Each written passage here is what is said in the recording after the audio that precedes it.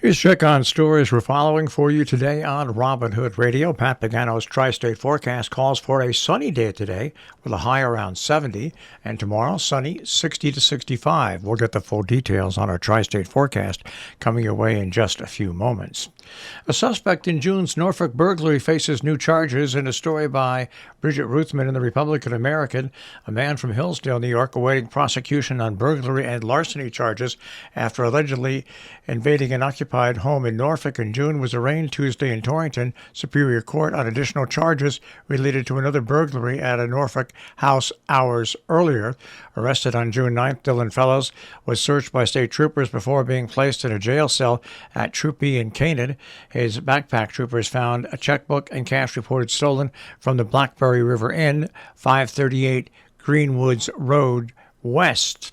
Police said they believe Fellows took a hammer and crowbar from the garage at Michael and Donna Adams' house along Route 272 on the night of June 8th, and then forced his way through the window. He fled when confronted by Michael Adams, whose wife and teenage children were asleep elsewhere in the home.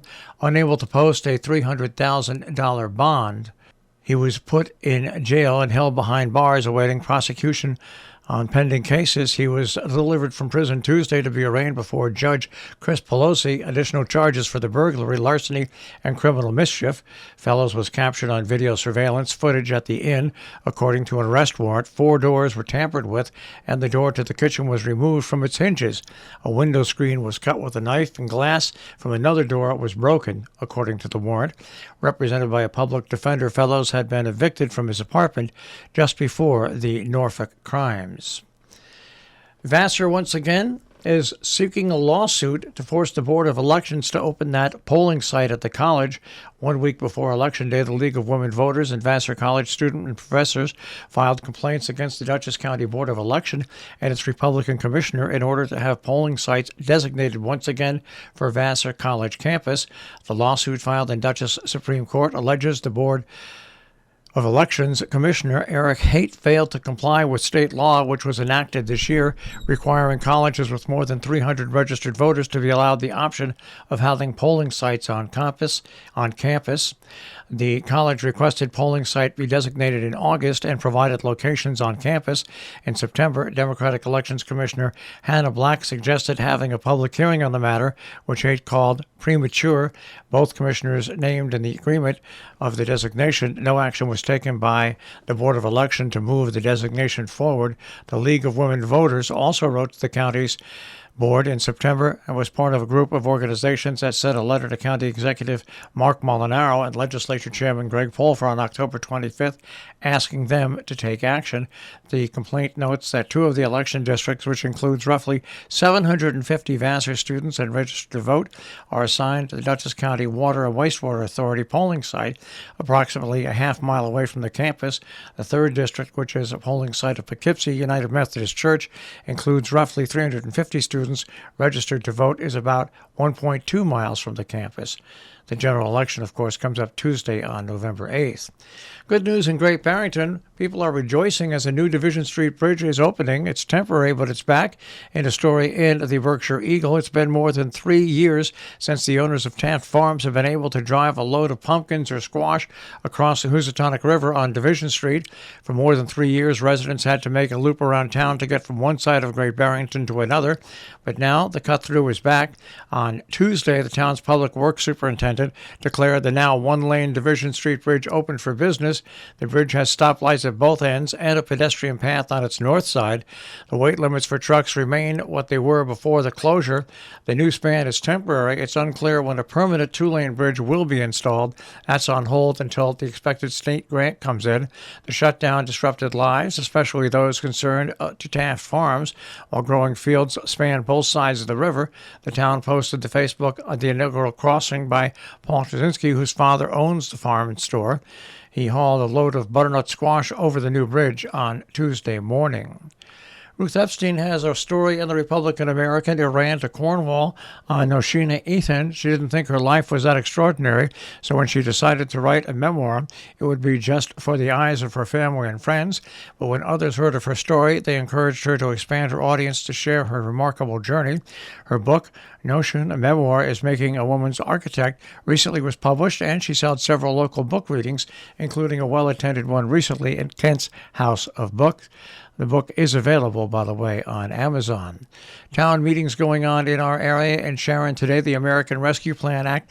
That meeting is set for 6:30 this evening.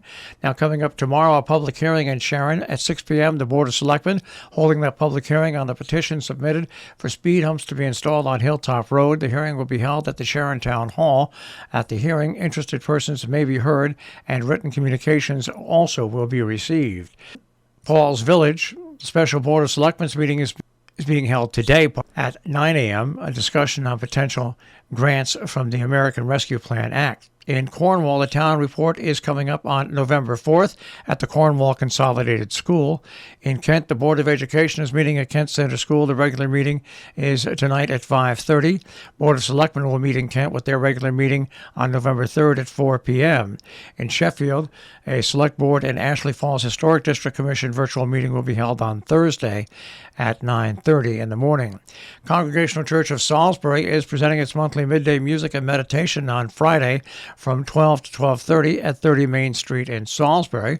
Falls Village Scholarship Association hosting bingo after a 2-year hiatus on Friday, November 4th at 7 p.m. at the Lee H. Kellogg School in Falls Village. A bunco fundraiser for the Sharon Fire Department Ladies Auxiliary being held on Friday.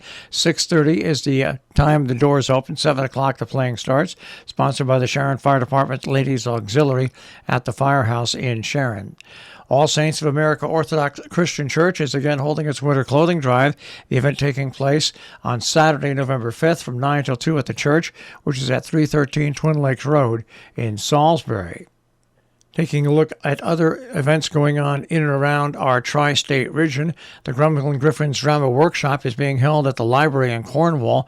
Learn American Sign Language with the Grumbling Griffins on Saturday and Sunday, November 5th and 6th, 2 to 4 p.m. For more information, contact the Cornwall Library. An Arts and Crafts Festival at Berkshire South Community Center will hold its 7th annual Fall and Arts Crafts Festival from 11 till 3 on Saturday, November 5th, outdoors at 15 Crissy Road. The pre-holiday market features contemporary artisans, crafters, and other makers offering other items. The Midnight Anthem will perform live music from 11:30 till 2:30.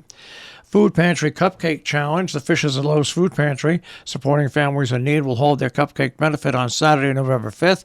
The location will be at the Pilgrim House, 30 Granite Avenue in North Canaan.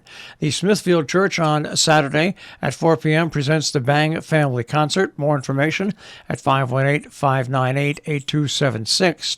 Veteran Storytelling Workshop live at the Ankrum Opera House Friday, November 4th from 3 till 5 p.m. Inspired by recent productions of Still Life by Emily Mann. If you want more information, ankramoperahouse.org/community events. The Sharon Historical Society and Museum announces the Spotlight exhibit, The Life of Charcoal Annie. That'll happen at the Art Gallery at the Sharon Historical Society. There is a public invited opening reception which is held on Saturday from 5 until 7 p.m. More information at sharonhist.org. And the Tagconic Grange in Sharon is having their square dance and contra dance on Saturday, November 5th. The square dance and contra dance will run from 7 till 9 p.m. Bob Livingston will be calling for the square, circle, and contra dances. Each dance will have a walkthrough. It's a great family event. More information at 860-364-5373. Our business brief is underwritten by Morgan's at the Interlaken, where they have a tapas menu, a regular menu, and dinner specials nightly, interlakenin.com. They're also on Facebook and Instagram. And by Salisbury Bank and Trust, salisburybank.org on the web. Dow Jones Industrial Average starts off the day today at 32,635.20. The NASDAQ at 10,985, and the S&P 500 at 3856.10.